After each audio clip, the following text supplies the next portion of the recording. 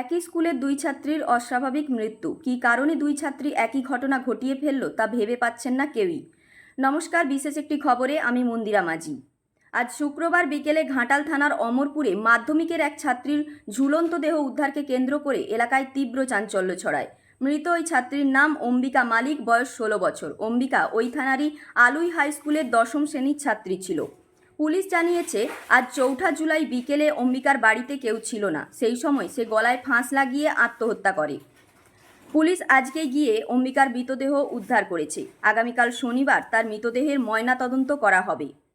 ওই স্কুলে কিছুদিনের মধ্যে পরপর দুই ছাত্রীর আত্মহত্যার ঘটনায় এলাকায় জল্পনার সৃষ্টি হয়েছে। ঠিক 1 মাস আগে 4 জুন ওই স্কুলের একই ক্লাসের ছাত্রী বর্ষা মণ্ডল, বয়স 16 বছর, গলায় ফাঁস লাগিয়ে আত্মহত্যা করেছিল।